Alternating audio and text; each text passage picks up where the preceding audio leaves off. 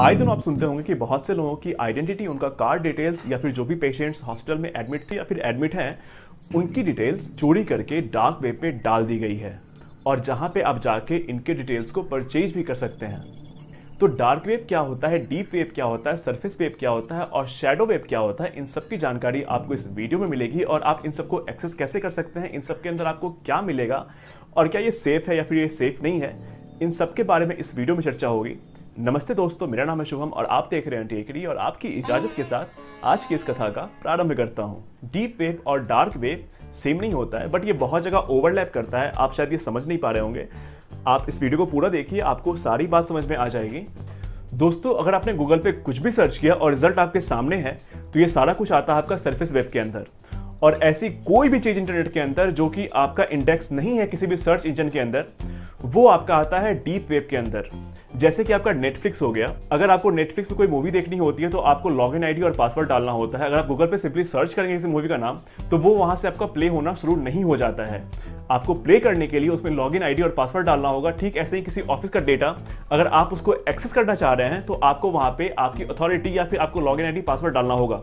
रहता सब कुछ वेब पे है, लेकिन आपको एक सरफेस पे है और एक हिडन है।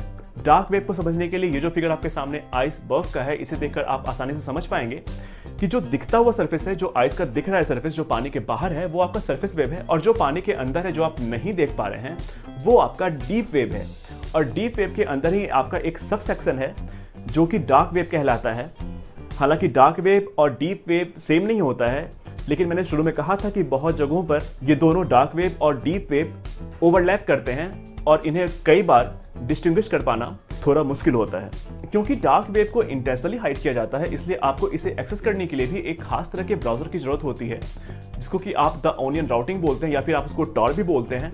और टॉर ब्राउजर जो है आपको एनोनिमिटी देती है, ये आपको छुपा के रखती है और जो ये वेब होस्ट कर रहे हैं उन्हें भी छुपा के रखती है। इसलिए ये ब्राउजर जो है आपको और जो वेब होस्ट कर रहा है दोनों को एनोनिमिटी देती है और दोनों एक दूसरे से छिपे हुए रहते हैं। और डार्क वेब के इसी छिपने और छिपाने वाले फीचर की वजह से इसका इस्तेमाल सही और गलत दोनों ही चीज़ों में किया जाता है।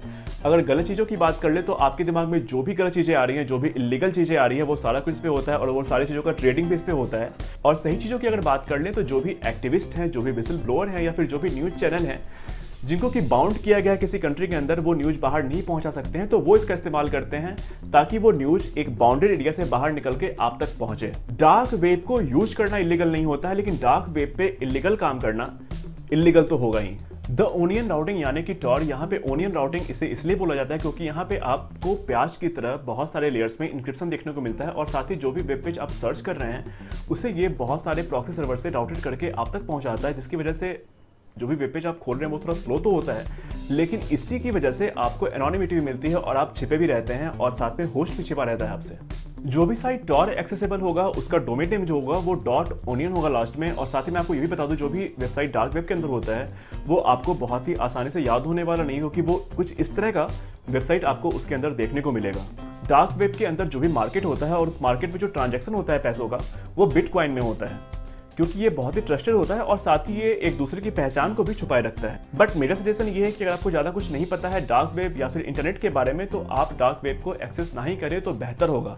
हाँ, टॉर ब्राउजर को आप यूज कर सकते हैं, लेकिन डार्क वेब को यूज करना मैं आपको सजेस्ट नहीं करूंगा। अब बात करते हैं शैडो वेब की। शैडो वेब और भी डीप होता है डार्क वेब से और जिसे एक्सेस कर पाना बहुत ही मुश्किल है, लेकिन बहुत सारे साइबर सिक्योरिटी एक्सपर्ट ने ये कहा है कि ये बस एक र्यूमर है, ऐसा कुछ वेब है नहीं अभी तक। लेकिन इस पे कुछ भी कहना ये है या नहीं है अभी गलत होगा। मुझे लगता है कि लाइक, शेयर और सब्सक्राइब करने में आपको कोई प्रॉब्लम नहीं होगी, क्योंकि मैंने आपको जो भी बताया वीडियो में आप वो सारा कुछ समझ गए होंगे।